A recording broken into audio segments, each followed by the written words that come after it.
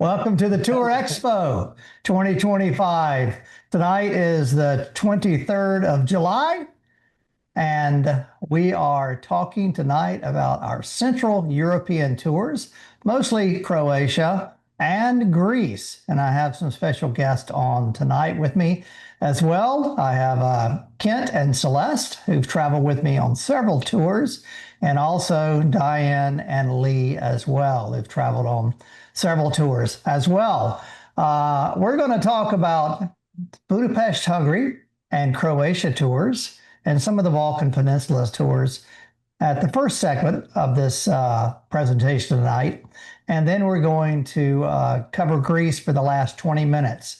And I've got it timed out there on that as well. So hopefully I won't be keeping you too long tonight, but thank you for tuning in and being a part of this Tour Expo.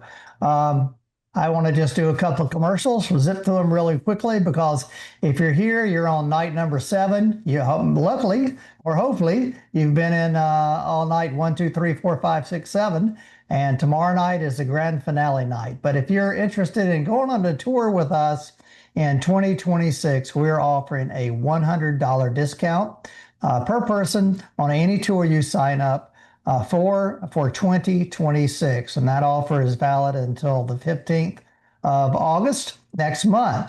So think about it. Look at the tours that we have that we're offering. We've probably covered almost every one of them by the time we finish up tomorrow night. And join us. We'd love to have you travel with us.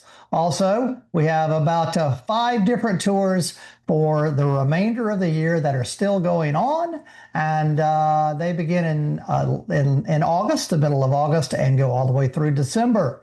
Any of those tours, we're offering a $300 discount on theirs for the last few remaining seats on those tours. They are the Taste of Ireland, beginning on August the 19th. On August the 19th, and that's starting in Galway, Ireland, going around to the south and going County Kerry all the way up to Dublin. The second tour we have is Scotland and Wales. It is in September 23rd. Boy, I got to get this computer closer to me. September 23rd, and it's Scotland and Wales, beginning in Edinburgh and ending down in northern Wales and Manchester Airport in England. Additionally, we're doing the Best of Sicily tour. I'm leading that myself, by the way. That's September 30th and the first week of October in Sicily. 11 days, a wonderful experience. The first time I've led the tour since the pandemic. So I'm looking forward to getting back there personally and leading some of those tours, the Best of Sicily. We also have our 2 Italy tours going on. The Essence of Italy, which is a 10-day tour beginning October 21. And then we have finally the Christmas market tours that begin in right after Thanksgiving. So the Christmas markets in Central Europe, going from Budapest all the way back to Munich. That begins November 30th for 1 week, Sunday to Sunday. And then our traditional Christmas market tour, which covers Germany and Austria, beginning and ending in Munich. And it also covers Salzburg, Austria, Schwanstein Castle, Rotenburg on the Tower Bridge, Germany, and Nuremberg as well, Nuremberg, Germany, and Munich, Germany. So that begins December 7th, again, Sunday to Sunday. We'd love to have you travel with us. With that said, as you know, or if you don't know, if you're watching tonight and participating in this webinar, we are thanking you for that and giving you an opportunity to be entered into a drawing to win a free Tuscan Villa vacation next year, either in May or September. And we'd love to have you join us and be a part of that. And that tour is going on for, let's see, it's about 9 nighs, 10 days tour, a Tuscan Villa vacation. You can find it all on the website mentioned right there at davidmcguffin.com. And that QR code takes you to the information about that tour, which, by the way, we're going to talk specifically about that tour tomorrow night, the Italy tour. And we're also going to talk about tomorrow night the tours that are beyond Europe, which are in Ecuador and the Galapagos, and also the Serengeti in Tanzania. And in addition to that, we'll also cover my Sicily tour as well. And finally, if you can help us out, we've had a lot of people do this today, the last 24 hours. If you can help us out by giving us some tour comments, if you've been on a tour with me or with any of the folks that lead tours with us, if you've been on a David McGuffin Exploring Europe tour, we'd love to have your comments. We'd love to have them in audio form or in video and audio form would be great. But folks are also sending those in by way of text, and we'll read those tomorrow night and kind of share it all as well. So thank you for being a part of our tour program and for our tour expo tonight. If you can do that, you can text, FaceTime, WhatsApp, FaceTime audio or video, Instagram, or any other way you can think about submitting that as well. And if you do that, we'll also give you an extra little entry into that drawing for the Tuscan Villa vacation. Hopefully that's clear for everybody. And so with that said, we're going to go right into tonight's program, which is our tours and programs that we offer in Greece, Hungary, the Czech Republic, and the Balkans. We're not going to deal with the Czech Republic tonight because we dealt with that at our Christmas market tours and everything a few nights ago. So we're going to begin straight away with our Croatia land and sea tour that does not even begin in Croatia. It begins at the next big city to Croatia, and that is in Budapest. And Budapest is in Hungary. And this particular tour has two elements to it. It has a portion on the land where we'll have a bus and for 5 days travel through the most of Croatia from Budapest down to Dubrovnik all the way to the seaside of Split. And from then we'll leave the bus and driver behind. We'll get on our own small little yacht, and we'll be on that yacht for 7 nights, 8 days, exploring the Dalmatian coast and the coast of Croatia. So that's how I'm going to divide all this up. Now, both Kent and Celeste and Lee and Diane have been a part of this tour, our inaugural tour last year that we did this. Kent and Celeste participated in the land portion all the way down to Split, and then Lee and Diane and some other members of their family joined us doing the cruise portion. So you guys, I'm going to be calling on you for some of your thoughts, comments, expert help, and helping the people that are listening tonight and being a part of this tonight make a decision as to whether this is a tour for them or not. I spent a lot of time reviewing everything today, and I'm excited to share all of this with you. So we begin for 2 nights, a little adjustment from the last year, 2 nights in Budapest. And Budapest is in Hungary, a major international airport. And we'll begin in there. And we will, this is taken from the Castle Hill in Budapest. Kent or Celeste, y'all want to join in and help me out with this, your experience in Budapest? I know you guys came in a little bit earlier and had some extra free time there as well, right? We did. We arrived a day early, and that gave us the opportunity to go visit St. Stephen's Church or Cathedral. Right. Okay. And we climbed the stairs there and looked out, beautiful view out looking over towards the Danube, and then came down and had a nice dinner in the square there that evening. We also got to see the royal robes and the crown jewels and the crown of Hungary. They're all on display in there too. That's so right. Yeah. Really beautiful. Yeah, great. Thank you, Celeste. Hey, good to talk to you, Celeste. Listen, the Budapest is kind of spread out on 2 sides of that river you see here in front of us. That's the Danube River, or as we know it in English. And on the side where that big Parliament Hall is, that down there, that's the Pest side of Budapest. So the city of Pest. Where this photo is being taken from is up on a hilltop called the Castle Hill, where Budapest was originally founded, and that section of the town is known as Buda. So hence Buda and Pest. So we have our hotel across the river, right across the river there in the Pest region of that. This is where you guys went, right? Yep. Exactly. Yep. Yep. There you go. I should have flipped it earlier. And so y'all got an experience. Did you go up in one of those towers there as well? Yeah, Yes, yeah. yeah, it's a winding stairway, of course, and then you can basically walk around the entire perimeter, but the looking out towards the Danube is the most beautiful view.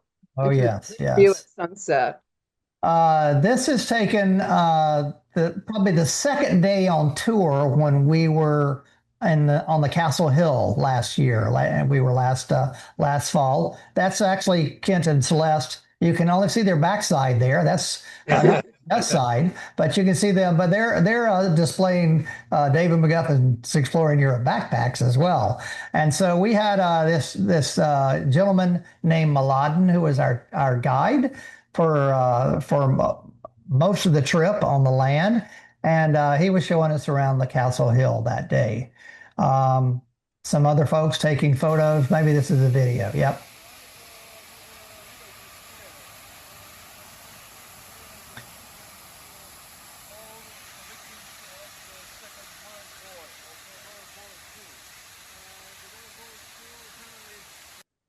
And we were walking in the direction from the cathedral toward this Parliament Square, which is right here, this big Parliament House on the Danube River. Now, when we were there last September, I think, was that correct, Kent? It was September, right? Last Yeah. September, Yeah. the river was was flooded, and it was lapping the banks and coming up probably 14 to 15 feet higher than normal. So where that statue on that bridge with that horseman on there usually is not covered with water, but it was. But that kind of made a different experience and a good photo op as well. So do you recall what we with that for most everybody that was their first evening there? So you had been there a day early, which I know is what you always do on your trips to kind of recover from that jet lag. Yeah. And yeah, so tell us about that, getting in early. Why do you like that? Oh, it's a nice way to kind of get your feet on the ground and not be in a daze, when you're meeting everybody else on the tour, and you get a little bit of time. One of the things we like about your trips, David, is that there's a mixture of group time and personal time, and but that just gives us one few more hours of the Right. personal time.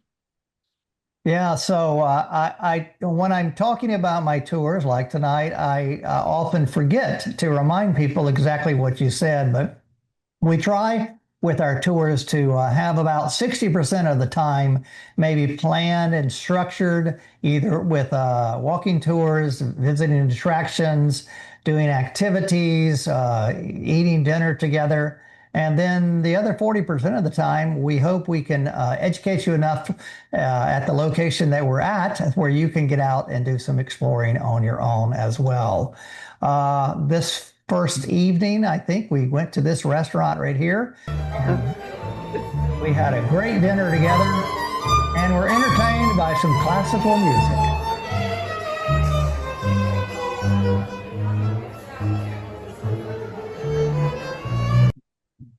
And that just went on, but the meal was great. And that was the end of day one. We walked back to our hotel. The city was illuminated. And for me, I always have said that my favorite city in Europe is Paris, but gosh, Budapest is probably the most beautiful city in Europe that I've ever been to. And it's whether you're there at night or day, these grand buildings that are along the banks of the Danube are just phenomenal. And here's one on our walk back to the hotel. And looking across the river, looking up to the Castle Hill, which is what we're going to visit the next day, is just an amazing view as well. So we went up to the Castle Hill. We the next day we were, and then for our tours now, you get these grand views across the Danube River. and you go to this church here. Did you guys get to go into this Uh, the church up top? no, not inside. I would have liked to. I think it was very, very crowded, if I remember. But I snuck in there with a tour group and passed the guard and got to go in and take some photos inside there. And it's just wonderful to go in and be a part of that and to visit that church. Now, down the river, across the river from Castle Hill, is the town of Pest, and there's this particular city market down there that locals go to, and tourists flock to it as well. That has all kind of food and vending and everything else in there. But you can also go and buy your sacks of potatoes and your spices and anything you want, your fresh fish or anything else you want. Did you guys get a chance to go into that market? No, no, we missed the market. Well, there you go. Well, next time you need to go to that market hall because it's super crowded, but it was fun to go to. That's where I buy my saffron. It's €3 a package. You know what saffron costs at my grocery store here? About $9.95. Yeah. So it's a really great deal to do that. And from there, we have a free day in Budapest. The whole afternoon is going to be off. And Budapest and a lot of Hungary is loaded with these hot springs that are underneath the ground. And in Budapest, there are two specific hot springs and thermal baths that you could go to and just have a wonderful experience and relax. If the weather's nice outside, you can be on the pools outside. And in the summertime, there's kids on the slides and everything else, but it's thermal baths. Or you can go inside and relax and go from a tepid bath to a hotter bath. So that's our experiences for Budapest for the 2 days that we're there. And once again, just some other illuminated views of Budapest city center. And from there, we get on our bus and we head south down into Croatia. And you see Croatia is shaped kind of like a crescent. And well, it is sort of like a crescent, like a croissant. So that's where the origin of the word Croatia comes from, is the crescent shape like a croissant. And so we go to this town of Osijek in the region of the Baranja. And it is loaded with vineyards like you just see here, wonderful hills. And my friend Kruno, which is there on the left-hand side with the hat, and his son Lucas hosted a wonderful cookout and party at their vineyard right there in the Baranja region, the Goldberg Hills, the most famous wine region. I know, Celeste, can't you remember that? Tell us about that event. Oh, that was wonderful because, you know, your friend Kruno, he greeted us all with the live tambura music, and the wine flowed, and the food was plentiful, and we really felt like guests at a party, and we didn't feel like tourists that night. Yeah. It was really a lot of fun, a And lot of laughter, I remember. yeah. And David, I was looking at my photos this morning, and some of the best sunsets I've ever seen were that night at Kronos Farm. Yeah, I think I've got a photo of that. Let me see. Before we went there, we went to this winery called Bele Winery, and we did a wine tasting there, and we found out Kruno's daughter was a sommelier who gave us the wine tasting. She showed up at the party later on.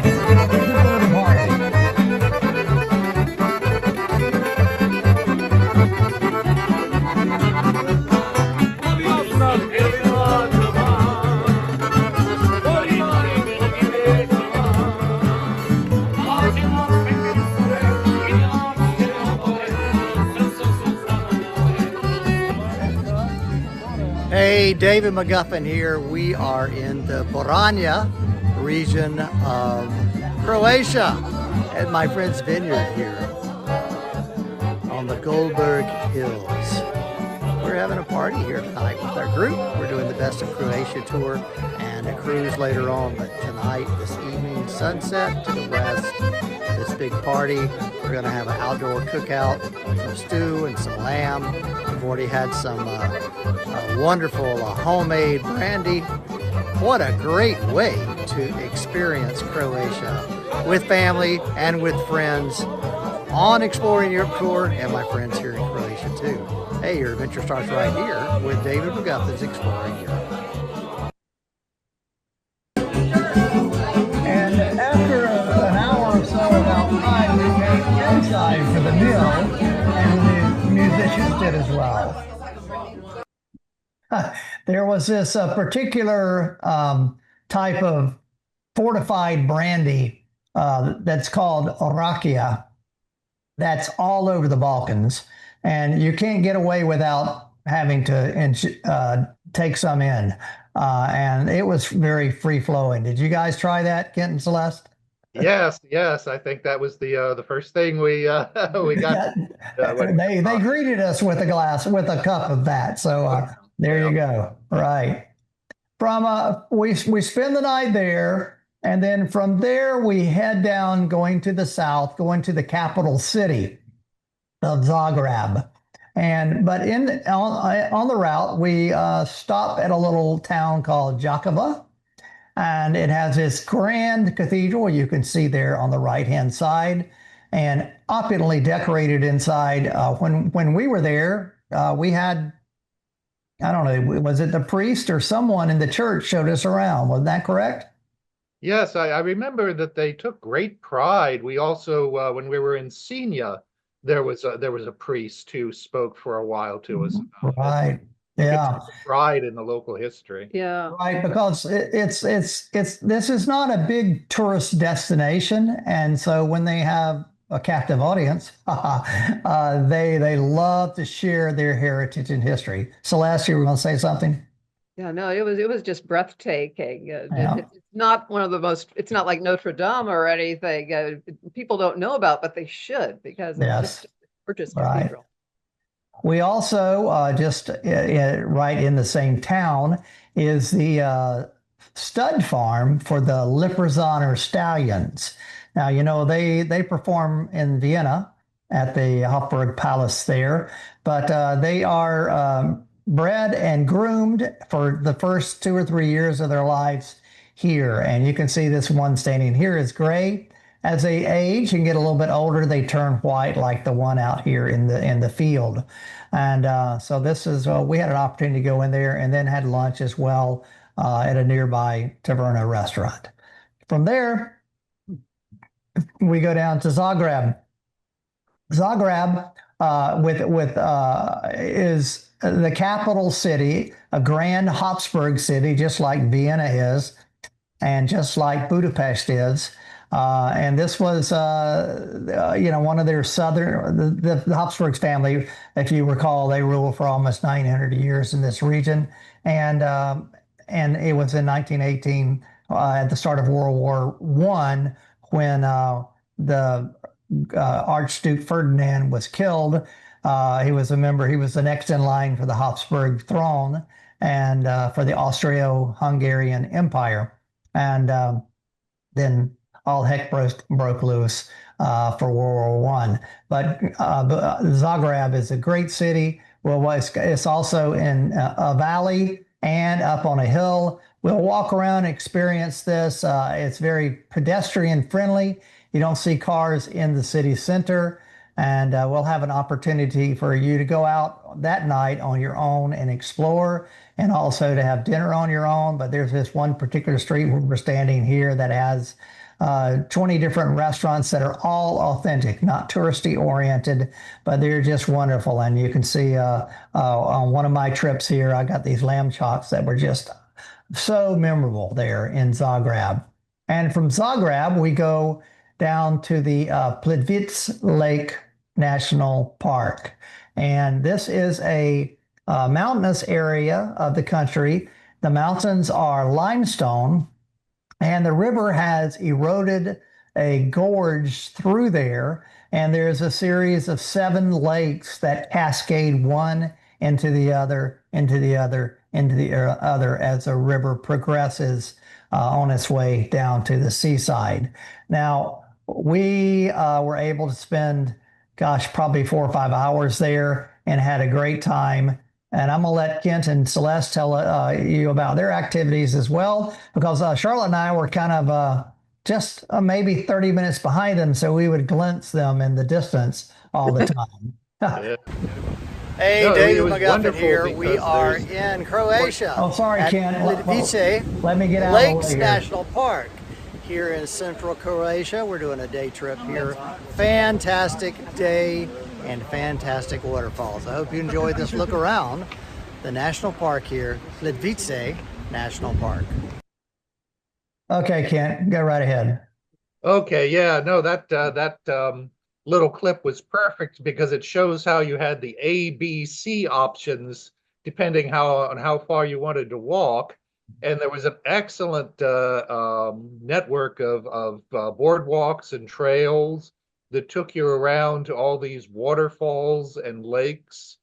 And I don't think I've ever seen anywhere else a combination of these kind of short but scenic waterfalls connecting lakes, just kind of like going down steps. And Yes. every time you went around a bend, you got a different perspective on this set of waterfalls. And boy, Sorry, I cut the water on.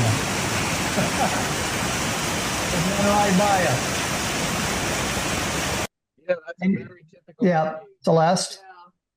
And we didn't rent bikes, but some of the people in our party did, and they just had a wonderful time biking around the area. So that's something you can do as well. And if you have mobility issues, there's some shorter trails too. Mhm. So there's just, Right. we're very fast walkers, but yeah.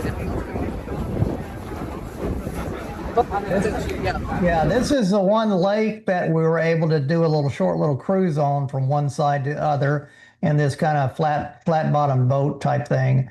And that was wonderful. And we got here, let's see if I can show you a little bit about some of the many waterfalls that are all over the place.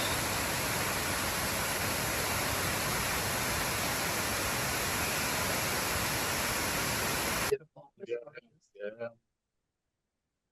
And it seemed like it was never ending. Every corner you turned, there was another waterfall.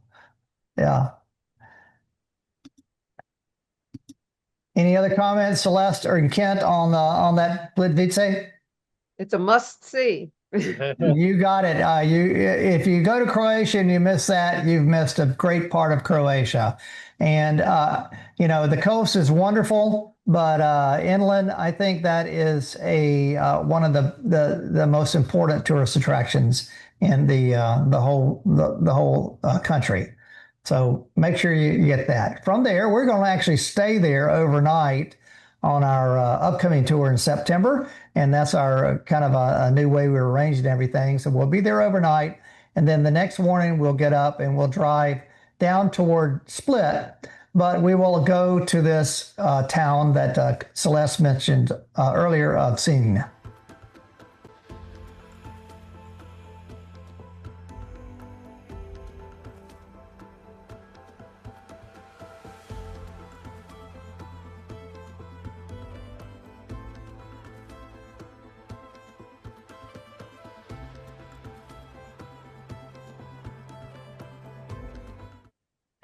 And sorry, on that right there, I took some time this morning to jot down the notes about this town because we knew nothing about it.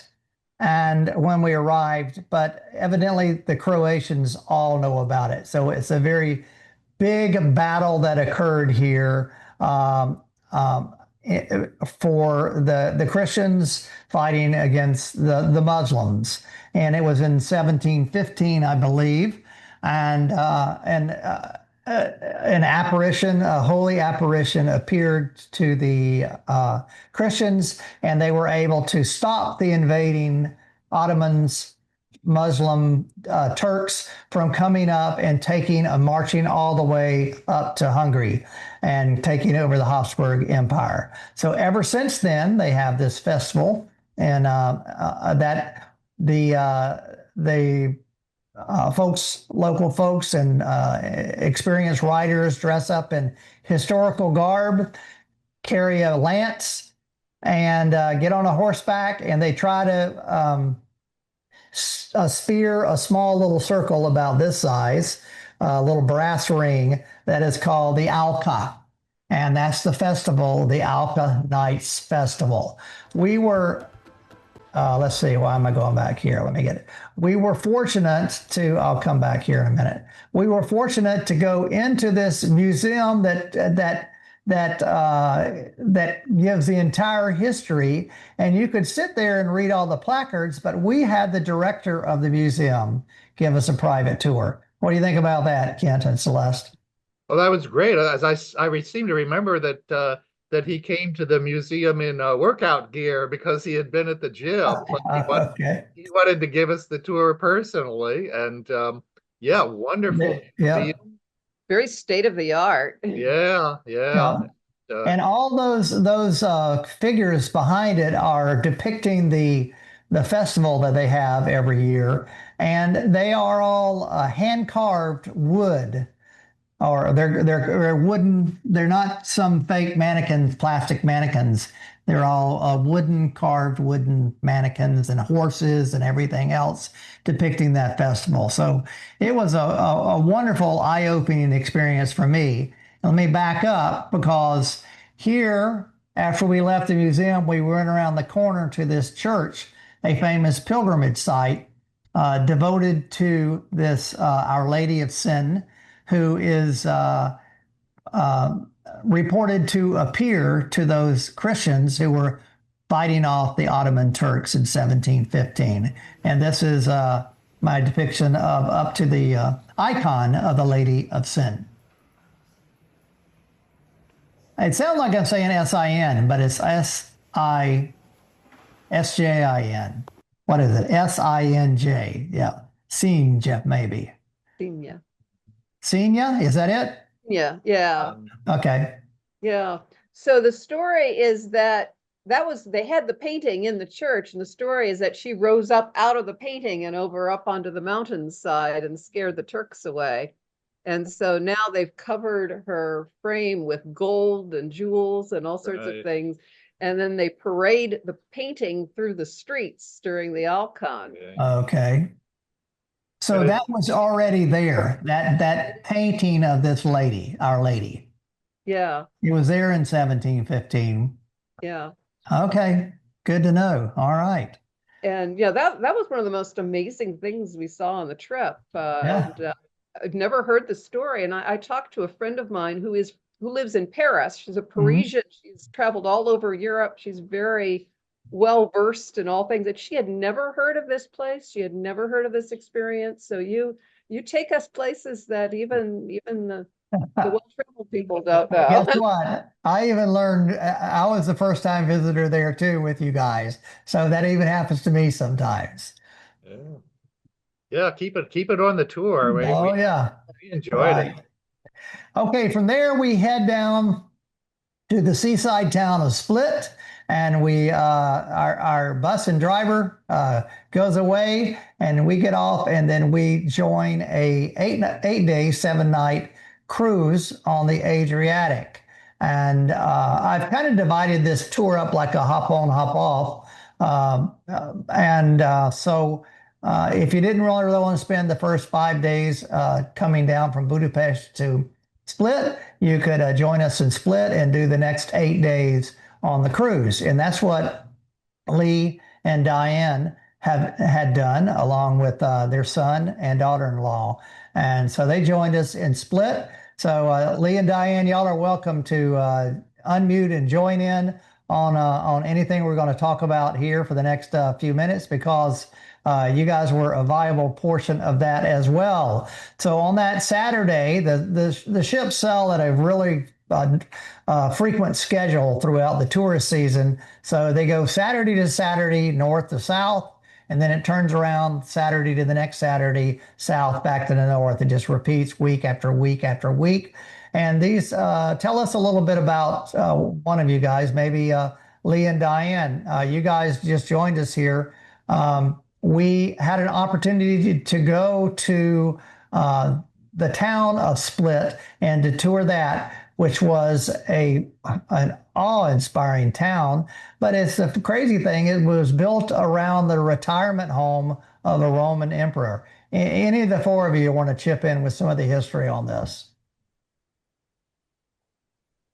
No, I can't remember the Roman emperor. It was Diocletian. Diocletian. That's it. That was an amazing place too. When we arrived, we wandered around there in the evening, and so seeing it at night was spectacular. Yeah. And then in the morning, we got the guided tour, and Right. that was a little better because we understood what we were looking at. But it was still cool seeing it at night. Yeah. So that first photo with where everything's illuminated green is actually part of the Roman entry into the Palace of Diocletian, and it's underneath the city of Split.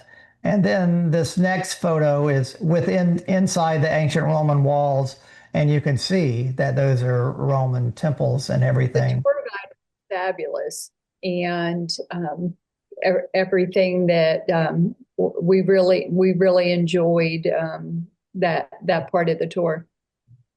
Thank you, Diane. Nice to talk to you tonight. Thank you all for joining in. And let's see, I guess I have a little bit of video.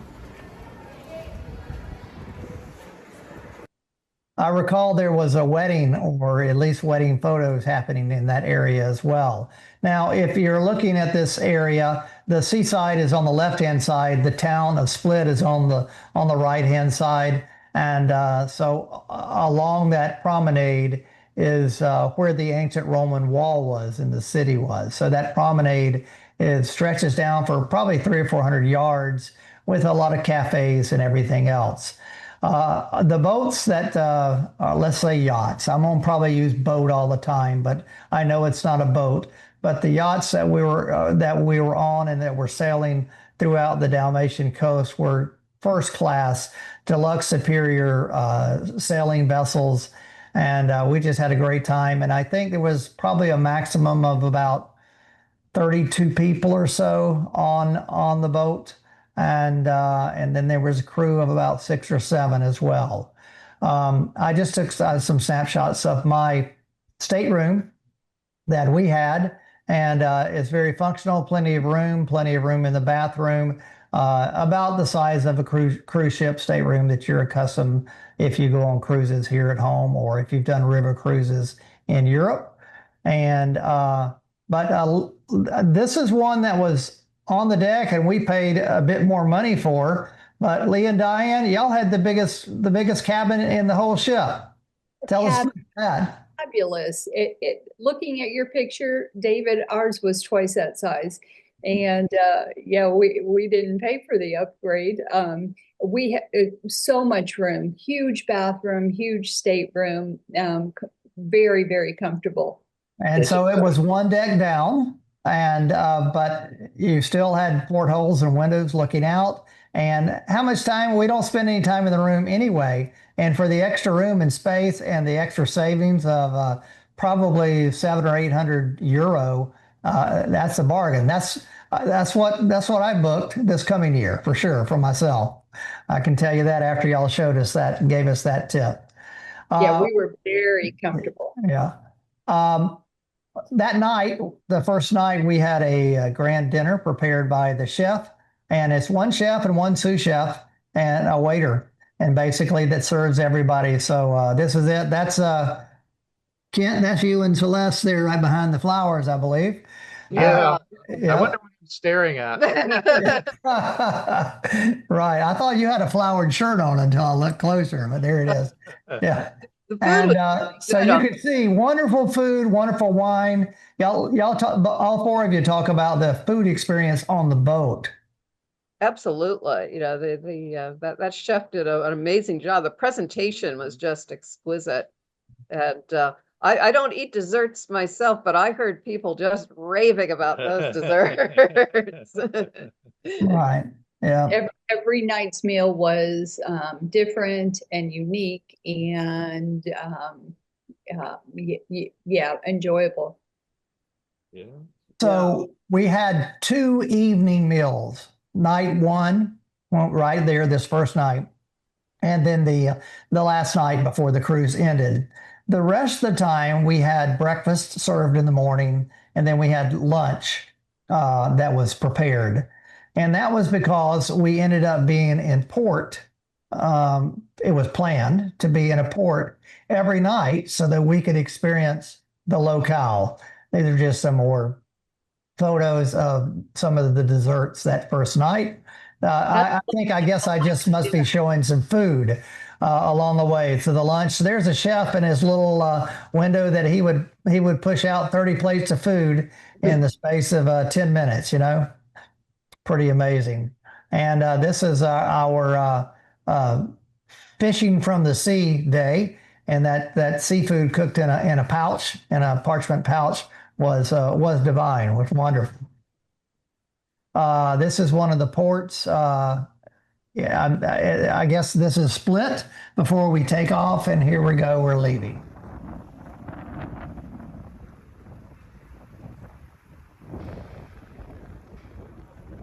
You can see Croatia is a very arid country if you're looking back in the back.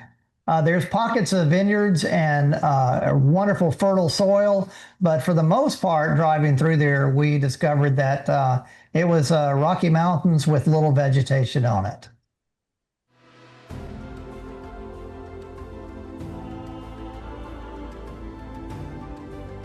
Now, I'm not going to go day by day because every place is a wonderful destination. I'm just going to talk about some of the places we stopped and visited and maybe stayed overnight.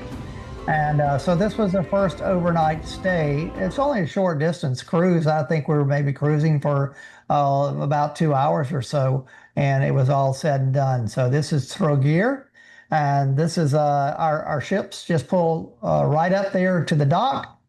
And you step off and you're in the town center. And usually in the town center, there would be a local guide that would meet us and give us a orientation tour for an hour or two. And then you would have the rest of the time off to get out and explore on your own. And in this case, it would be you have the evening to go wine and dine on your own and explore more of the town. Rent bikes, go out into the mountains, ride a donkey up to the top, whatever you want to do. But it's that's the same. You just repeat that day after day after day. And it's just a wonderful way to have a vacation along the Croatian coast. What are you doing here, Diane? I'm helping Charlotte shop. Yeah, because they got to find these Pandora shops, right? Found the sweetest charms that had the Croatian flag on it. Yeah, right. And everybody's got to have one. And so luckily the Pandora shop knows that too. So there you go. It's even in Trogir. I took this as because an example of how the boats dock side by side. So if by chance we were in the boat on the far right, then what you would do to get on and off is you walk through the other two boats, common area, stairway area, getting in there. And that became the first night it was a little odd, but then it was just common because that's how they dock there in Croatia. This is Hvar, an island and a town.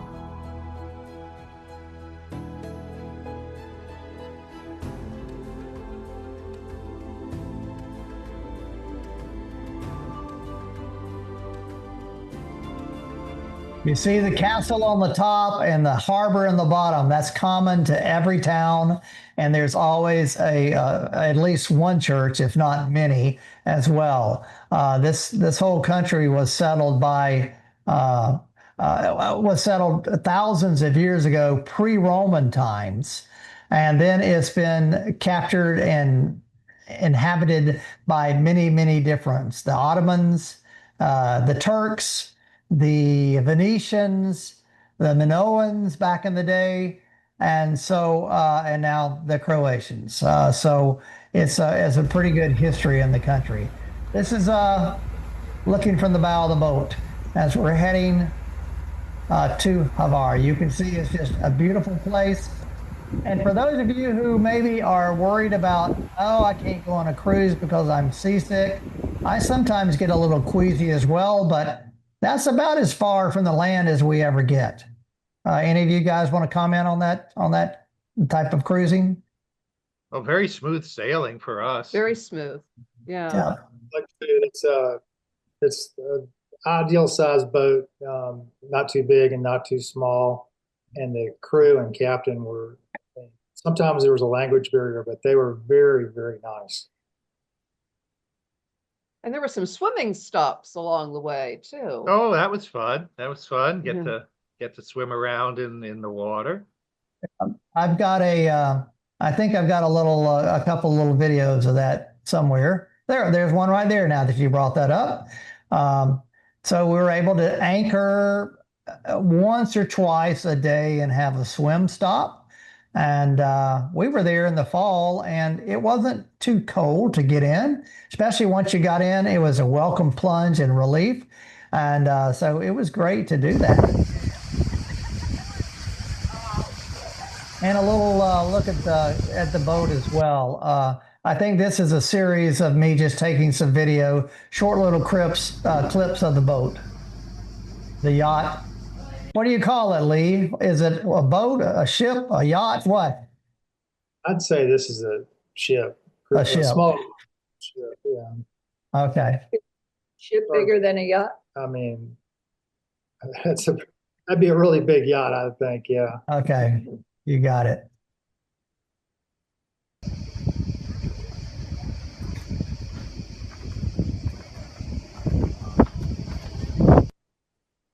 I don't know what that was. Oh, that's looking into my stateroom again after we've lived in it for a little bit. There's my office, bathroom. It's really about the size of a bathroom, an Italian bathroom, actually. One morning I was up early when they were getting away early in the morning, and the captain actually saw me go by. I was one of the few up on the ship, and he just opened the door and motioned for me to come on in and into the pilot house. And I stayed up in there for like 10 minutes, chatting with him. And, That's great.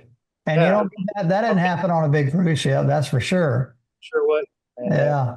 You let us tour the whole ship. I mean, Yeah. The Hvar town is just this harbor, and as Celeste mentioned, in your free time, you could rent a bike or an e-bike and go over that entire island. This is one of the church. This is the church there in Hvar.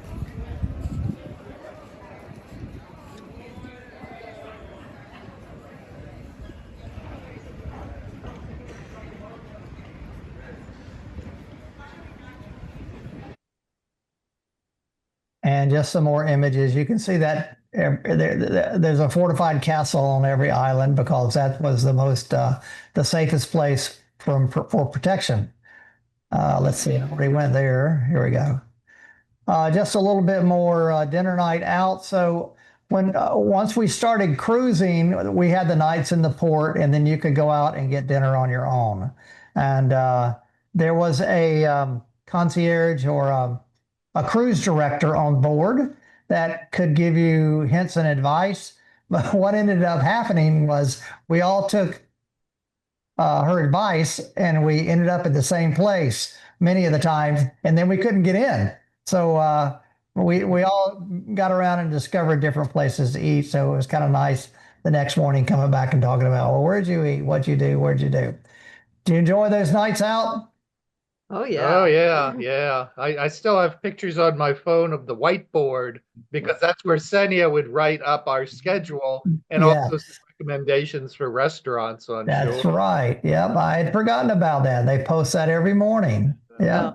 One night she directed us to a really good sushi place, and we got this huge boat full of sushi, really, really good sushi. Yeah. And then these tango dancers came along and started. Oh, they were just outside the restaurant. Yeah, dancing Yeah.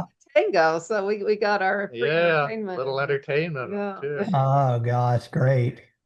And there's a harbor at night with all the boats illuminated.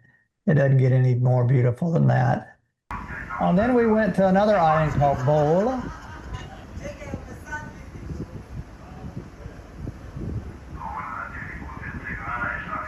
This is looking across the deck of our ship up to the mountains of Bol.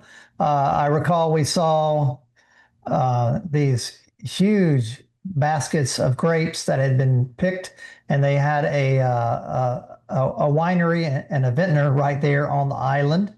And so you could taste the fresh wine. You could taste the wine produced right there from the island of Bol.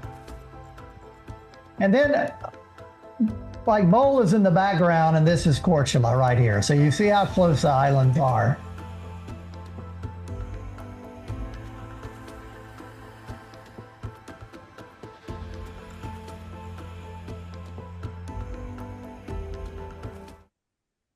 Korčula is probably the most well-known and touristy island. It's easily accessible from the mainland as well, and but you could spend a whole week on that island and just enjoy everything that are going on.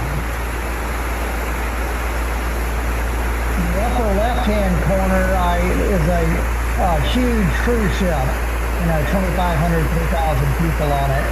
I just wanted to give that as a perception as yes, they do come in there, but they can't go in the waters that we're in. And if they dock and they come into these ports, they're coming in small little tenders. So that is definitely not the way to go. And here we are on our ship.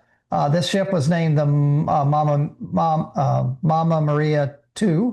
And it had a sun deck up here. So often as we were cruising, we were up there reading a book, laying in the sun, or there's also a shaded area as well. So did the four of you guys, did you consider it somewhat of a relaxing time vacation as well? Yeah. Definitely. Especially, for those of us who had been on the land portion, naturally you're checking in and out of hotels. Yeah. So nice to just, put your bags down in your room, in your cabin, and unpack, and then you've got your floating hotel room for Sure. about a week. And you unpack for 7 nights. That's a great thing for sure. We're very relaxed. Lee even ended up enjoying that hot tub. Okay. I don't think I ever set my toe in there, but I'm glad y'all got to. That's for sure. Yeah. This is the entrance to the Korčula, the Venetian city of Korčula. The city gate, very similar to if you've been to Venice, it's the same architectural style. You can't see the placard there, but it's the Winged Lion of Venice. And then we went one of the days, we got a chance to go to this national park, which is on an island. And it has landlocked lakes as well. A lot of us rented bikes and rode around, or you could rent kayaks as well. What did you guys do? Diane and Leanne, what did y'all do that day? Rented the bikes. That was a lot of fun.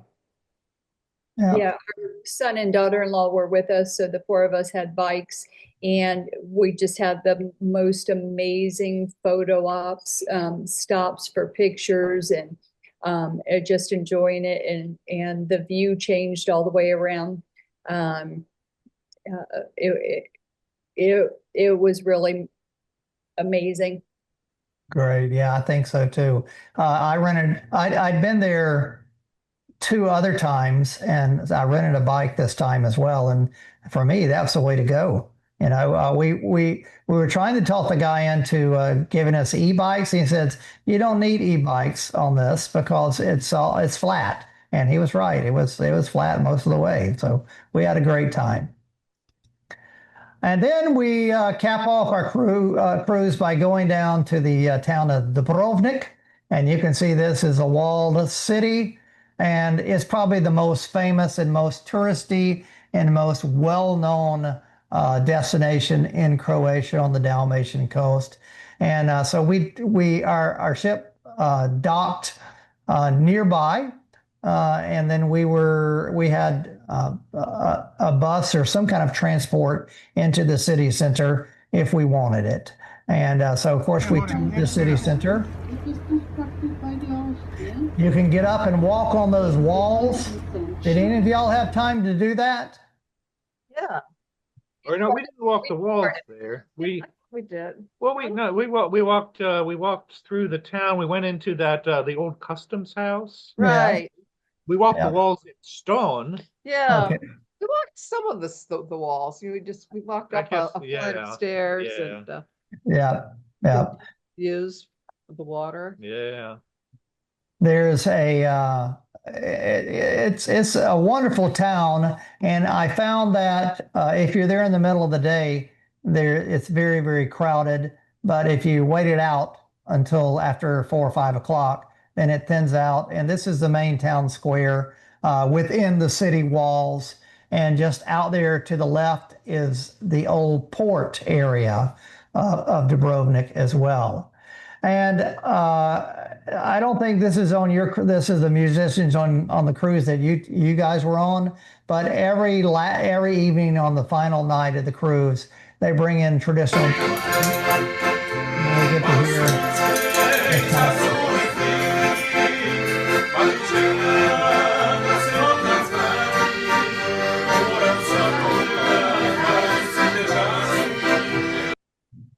And that continues on forever as we wine and dine and we have a great time.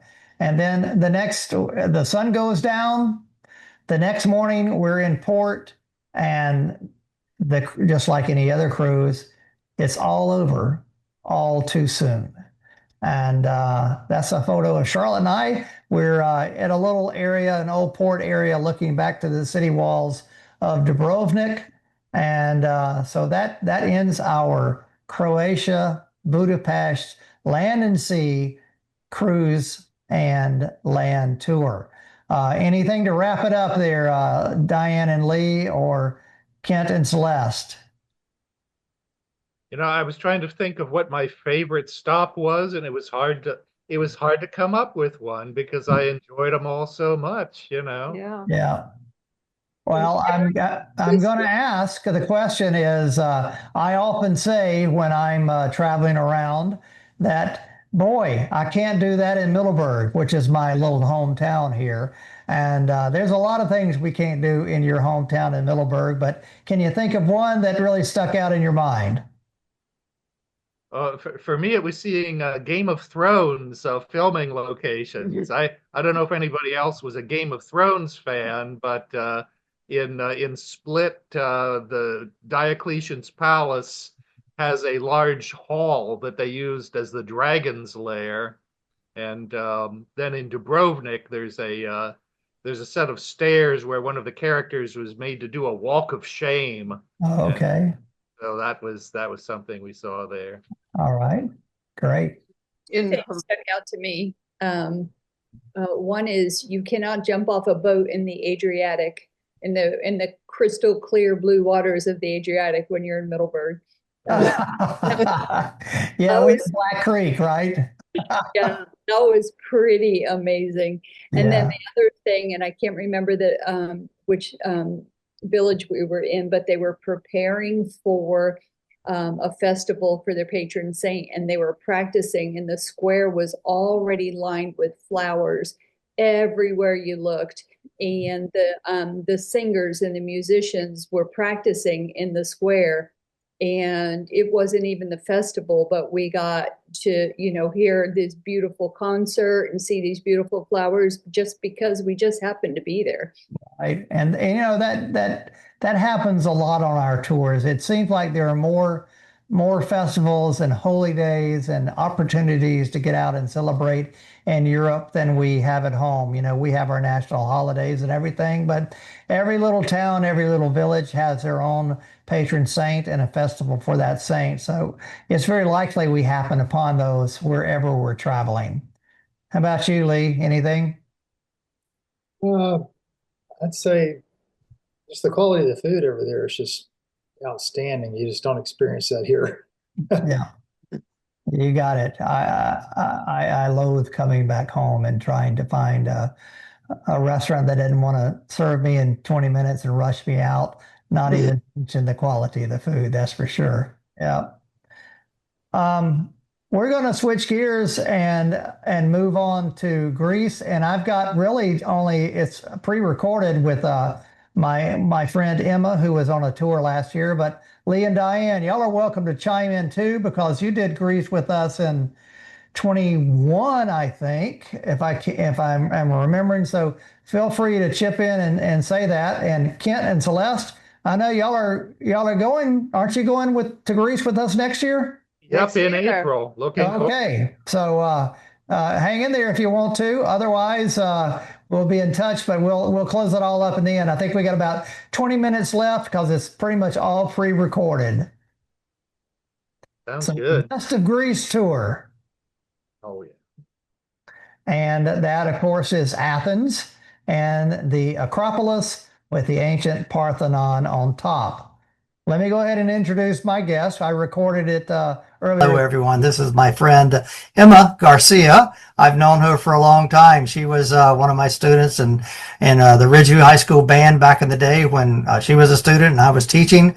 That's been a long time ago, and now we're on with our lives. But thankfully, a couple of years ago, or just last summer, I guess it was, you went on a tour to Greece with us. And I know that Greece is a great place. We try to do a tour in the spring and in the fall, and you were on the one in the fall. So was that your first time ever going to Greece? It was. It had been on my bucket list for a long time growing up, being a history nerd. And then when we got there, it just absolutely blew our minds. It was so beautiful. Yeah. And you even pre-tour, you and your friend Jane, y'all went to... Was it Crete or? Yes. Yeah. So we got in, I think 3 days early to kind of beat the jet lag a bit before the tour. And we were in Crete and just kind of bopped around the island a bit there. And oh my gosh, it was gorgeous. Yeah, I bet so. I'm going to have to get down there. I actually need to take a vacation and go visit there because I've not been that far south, but I would like to do that. So our tour actually begins at the airport there in Athens, and we leave and go straight away to up to the mountains. And the first couple of days we were kind of in the middle of nowhere on that tour. Tell us a little bit about those two destinations, would you? Delphi and Olympia. Yes. So Delphi was actually, I think, my favorite place the entire tour because you could just feel the history of Greece in that place in particular. And it was gorgeous up in the mountains with the kind of like valley of olive trees down below. And then the site, our tour guide was really good with like all the stories and the history and kind of bringing the fallen pillars and everything to life. Mm-hmm. And that night where we stayed, I think actually it was where we went to dinner. We had a gorgeous view of like the sunset and the sea in the distance down into the valley. It was magical. And I enjoyed like the drive from the airport to Delphi and then on to the next site because you got like a sense of scope for Greece and how mountainous it is. Somehow in my head it was flat. Right, yeah. It's really not. Yeah. And so I just enjoyed like the sightseeing and along the travel there because it was pretty far. Like pretty quickly we got off like the main interstates. So you ate at that restaurant. I kind of know where it is. What do you recall? What kind of Greek food you had at those? Not only there, but at a lot of the Greek type food that you had.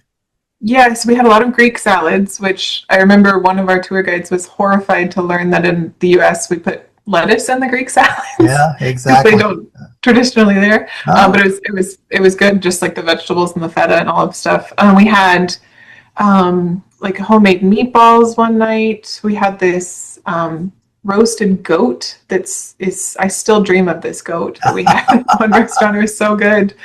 Yeah, we tried to like, try a different dish everywhere we went, because even within the regions of Greece, they were a little bit different. Yeah. Lots of tzatziki with French fries. That was a good discovery we made. Okay. Yeah. From there, we left the mountains of way up high in the mountains where that oracle was, and then you go on down and go cross the Bay of Corinth, and we go into Olympia. So that's tell us a little bit about that.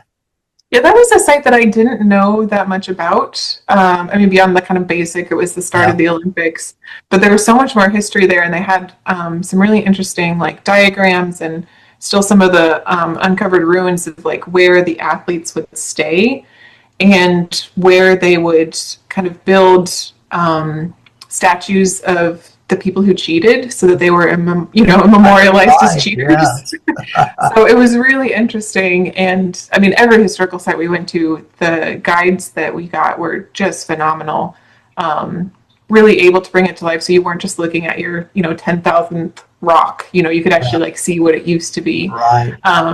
Right, and I find that's one of the sites that you really have to use your imagination, because a lot of it was hit by an earthquake and toppled over. But the arena there, or the stadium there, is for me the most vivid thing, because it actually resembles a real stadium like we would have here, and so that was a good destination. We enjoy getting out of the big cities and start in the countryside, and that's a good way to start that off.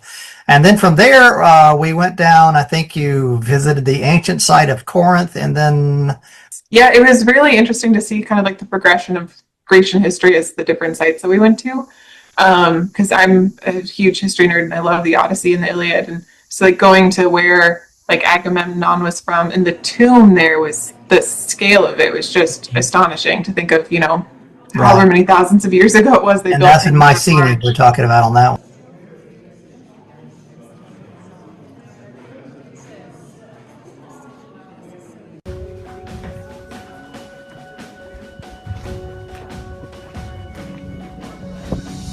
The Mycenaean civilization here was from 1700 to 1100 BC, and then they disappeared, and no one knows really why they disappeared. Behind me is one of the biggest feats of art, the Lion's Gate. Your adventure starts right here with David McGuffin exploring Europe. Look at that landscape, all those olive trees out there.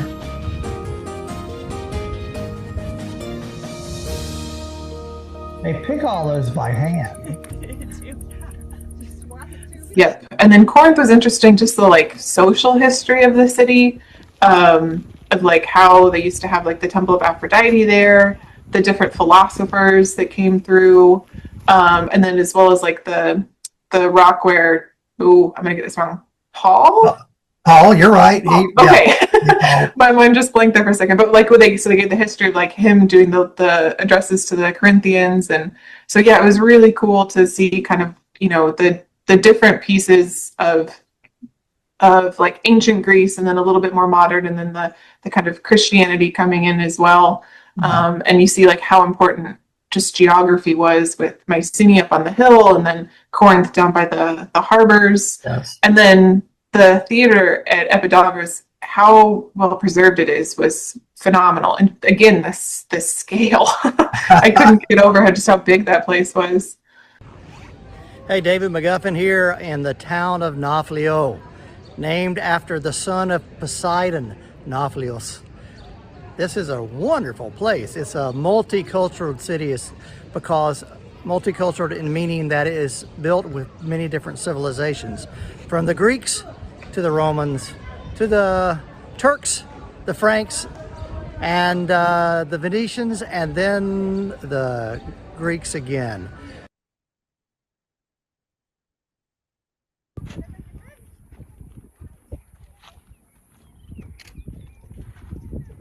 From there, you guys went to Nafplio, which is a great destination. Yep.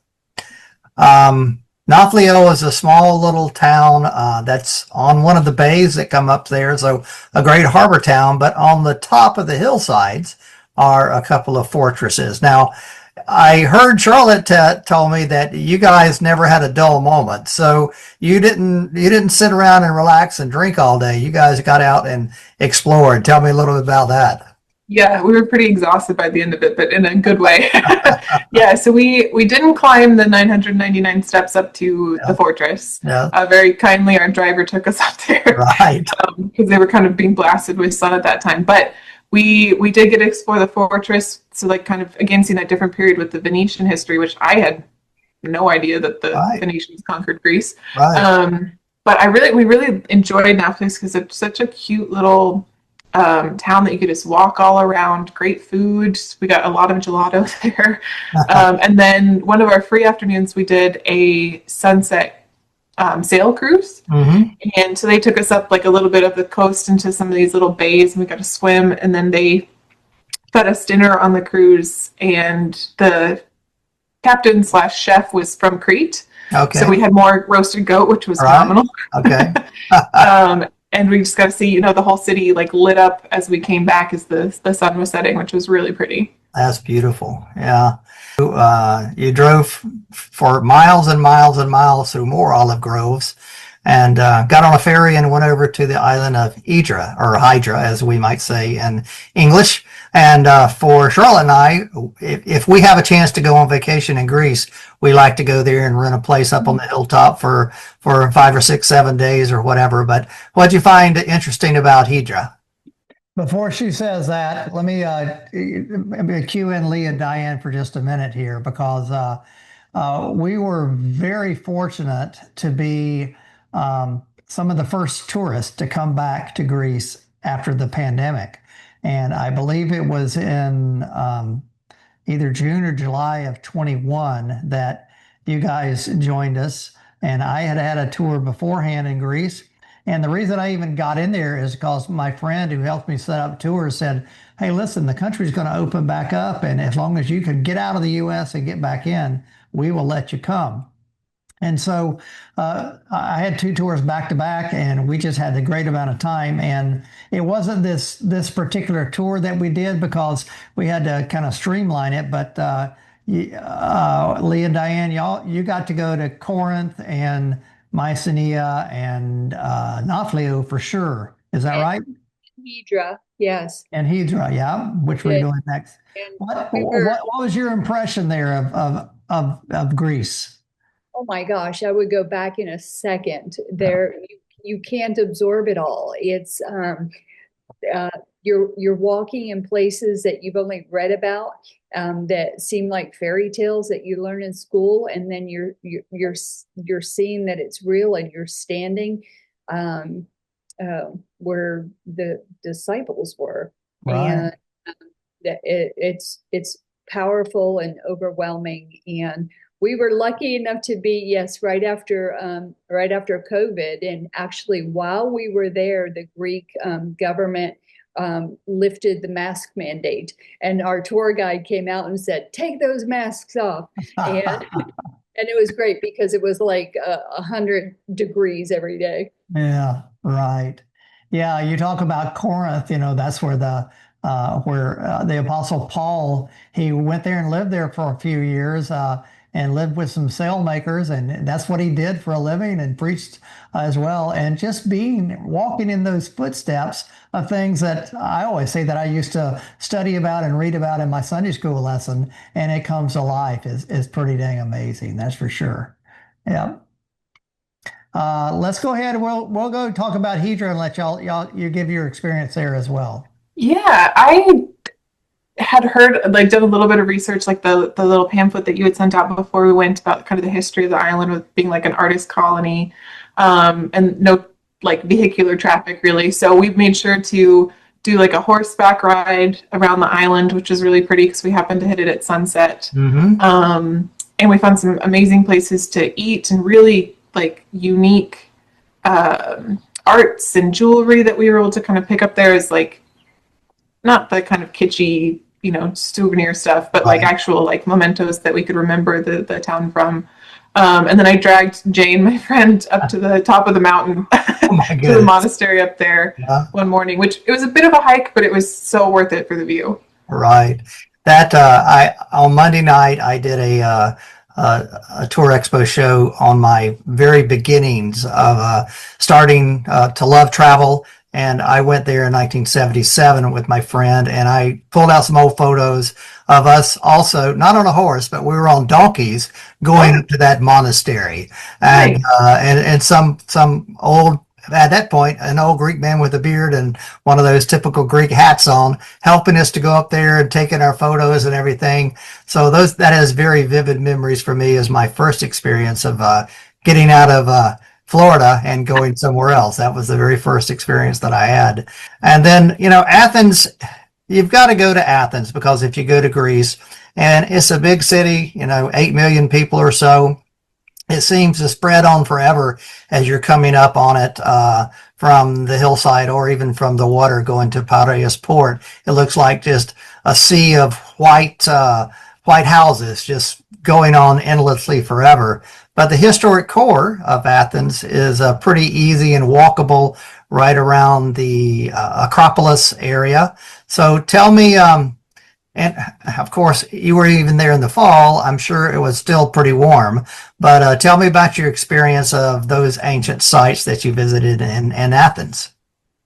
Yeah, it was, we had gorgeous weather, I think, all but like the last day of the tour. So we couldn't complain. It was warm, but not like boiling hot, which was perfect, So yeah, where we stayed was like right near one of their market squares. So it was an easy walk up to the Acropolis and through the really pretty neighborhood where it's like the old Venetian homes, really well maintained, huge gardens, and got to see the Acropolis, the Parthenon, and then the Associated Museum right after, which was a cool experience to see the kind of edifice that's left of the Parthenon and then go in and see like kind of more of the pieces a little bit closer up, which was really neat. We liked Athens. I'm not a huge big city person, so it was, I knew going in it was never going to be my favorite, but it was still a worthwhile stop to not only see the Parthenon, but just kind of experience a little bit more of modern Greece. Did you do anything extra in your free time there or save that for other places? No, so we ditched Athens and drove up to Meteora. Oh, okay. Which was really cool to see, like the monasteries just perched all up on that hill. So it was a long day, a long drive, but it was very cool. Yeah, okay, very good.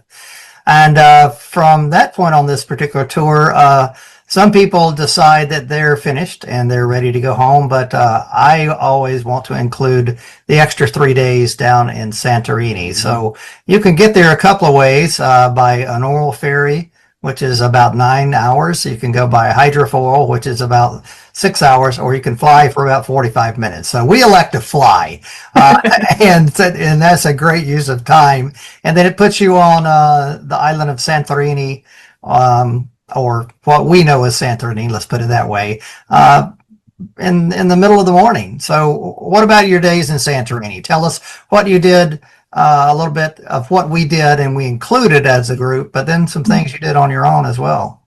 Yeah, so as a group we went to see Oia. Is that how you say the name? Yeah. Kind of like classic, famous, what we think of when we think of Santorini, blue domed, whitewashed buildings. And luckily we kind of timed it, I think, both with the tour being in October and then just also the time of day we went where it wasn't packed with like cruise ships. Okay. So we kind of got to wander the streets and see that without being, crowded or anything, which was really nice. And then on our own, we just, I think actually with the other people on tour with us, we got on so well that they came with us. And we went to explore some of the other smaller little towns, like Pyrgos and Megalohori, I think it's called. Where they're really winding, intricate streets to easily get lost, but they have like these little shops that you'll just pop up on. Ate a lot of gelato. And then we went to the historical site there from the Minoans, Akrotiri, I think it was called. 3,000, 4,000 years ago. Right, yeah. Buried by a volcanic eruption, but they had like working toilets back then. So just crazy stuff. Yeah. And then we did do a little bit of relaxing on the beach too, kind of let ourselves down easy. And speaking about the beach, we actually don't stay in the thick of the tourist area right on the caldera. which are big cliffs looking down into basically the crater of the ancient volcano that erupted thousands and thousands of years ago. But we stay on the north side of the island where there are actually some beaches with chairs and cafes and stuff as well. And so was that a welcome change to the hustle and bustle of being along the Caldera? Yes, we really enjoyed the resort that we were at. Beautiful pools and then literally just a 2-minute walk to the beach. And it was kind of that darker sand beach, Right. which was really pretty.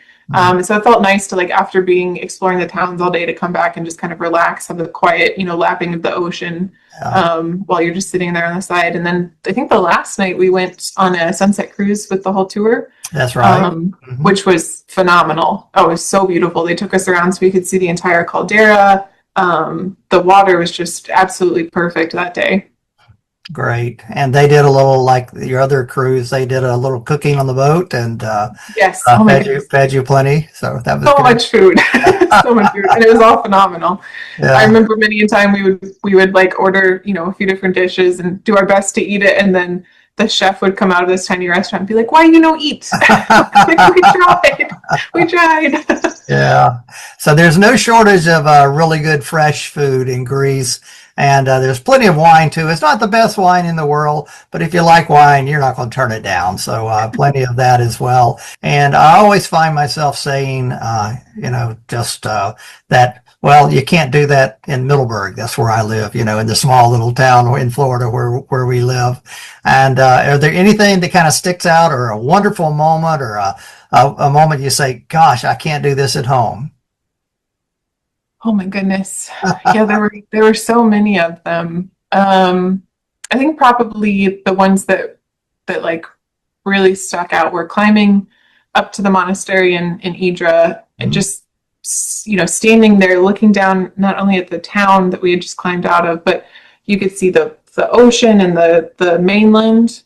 And it was just one of those moments where you look at nature and you're just so awe-inspired, and you feel both insignificant and yet comfort. Right. Yeah. And then I would say the two sailing cruises that we did, one with the tour in Santorini and then one that we did on our own time. Just not things you do every day here, in your day-to-day life. And I mean, I live in the landlocked state now, so Right. definitely can't do it there. But just those kind of like crystalline moments of just pure beauty. Yeah. Okay. Well, thank you, Emma, for coming on and taking the time to do that. And we look forward maybe one day see each other in person again. Yes. But until that time, thanks so much, and all the best to you. Okay. Thanks. You too. Okay. Bye-bye now.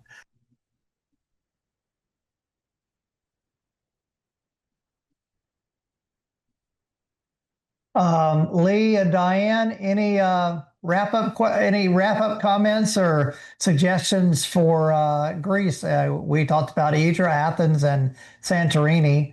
And don't feel pressured. You don't have to have any. I know you thoroughly enjoyed everything that was going on. And Kent and Celeste, thank you guys for being a part of it. Lee and Diane? No, thank you. It was the most amazing trip of a lifetime, and we can't wait to do it again. Fantastic. Yes. Yeah. Kent and Celeste, does that make you ready to go? Yeah, we want to go tomorrow. Yeah, it's a good time to travel. That's for sure. Right. Well, listen, thanks, Kent and Celeste, for being on tonight, and Lee and Diane as well. Really appreciate you all taking the time out to be a part of this tour expo and to lend your expertise. And both of you are veterans of several tours that we do, and I thank you for your continued patronage and support, and for confidence in traveling with me all of the time. Jamie, are there any questions that we need to do on our final wrap up here? Well, there was one question, I can't see it anymore, but it was from Susan McInerney, and she was asking about seasickness, like how's the cruise? Right. dealing with seasickness. Yeah, because I know, she was on a couple of nights ago and she said she has done 22 tours with me, believe it or not. And I mentioned that cruise in the Adriatic, you never lose sight of land. And you're maybe, I don't even know if you're a mile away from land anywhere, anytime. And so the captains are very good because they can they get the weather report and they all work in tandem together. And so if it's going to be windy out in the open seas, then they go another route in between the islands and channels and everything. So even for me, who sometimes gets a little queasy on a boat, I had no problems with it at all. So do it, Susan. Come on and travel with us. That it, Jamie? That was it. Okay, thank you for being a part of this tonight too. Yes, no problem. We get to wrap it up right now, and just saying that tomorrow night is our final wrap on the whole shebang. And tomorrow night we are going, as I mentioned, we're going to go ahead and be talking about the villa vacation, Tuscan villa vacation.